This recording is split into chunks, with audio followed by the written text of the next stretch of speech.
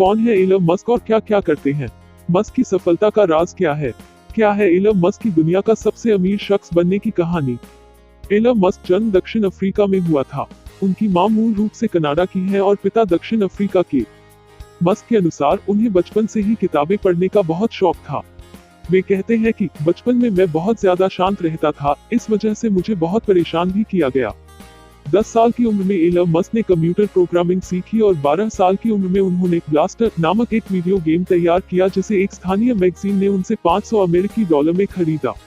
इसे मस्क की पहली व्यापारिक उपलब्धि कहा जा सकता है। 49 वर्षीय एलन मस्क के बिजनेस की शुरुआत असल में साल 1999 में हुई, जब उन्होंने और उनके भाई किम्बल ने अपनी सॉफ्टवेयर कंपनी Zip2 के लिए एक सफल डील तलाश ली।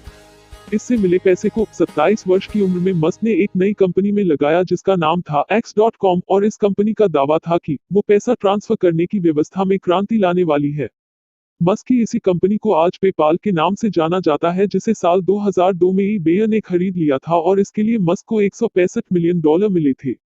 यह उनके करियर की बड़ी उपलब्धि थी। इसके बाद मस्क ने अंतरिक्ष अन्वेषण की तकनीकों पर काम करना शुरू किया। उनके इसी प्रोग्राम को SpaceX का नाम दिया गया, जिसने कहा कि मनुष्य आने वाले वक्त में दूसरे ग्रहों पर भी रह सकेंगे। साल 2004 में एलन मस्क ने इलेक्ट्रिक कार कंपनी टेस्ला की बुनियाद रखी और उन्होंने कहा, भविष्य में सब कुछ इलेक्ट्रिक होगा, स्पेस में जाने वाले रॉकेट भी, और टेस्ला इस बदलाव को लाने में अहम भूमिका निभाएगी। मस्क ने कहा था, मैं नहीं जानता कि मेरे पास कितनी संपत्ति है। ये इस तरह से नहीं है कि कहीं नोट के बंडल पड़े हुए हैं। इसे ऐसे देखना चाहिए कि टेस्ला, SpaceX और सोलर सिटी में मेरी हिस्सेदारी है और बाजार में उस हिस्सेदारी की कुछ कीमत है।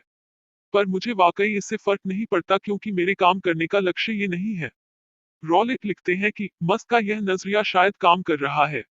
उनके पास आज जितनी संपत्ति है, उसमें वे चाहें तो दुनिया की कई बड़ी कार निर्माता कंपनियों को एक साथ खरीद सकते हैं। वे इस साल 50 वर्ष के हो जाएंगे, पर एक दौलतमंद शख्स के तौर पर दुनिया को अलविदा कहने का उनका सपना बिल्कुल नहीं है।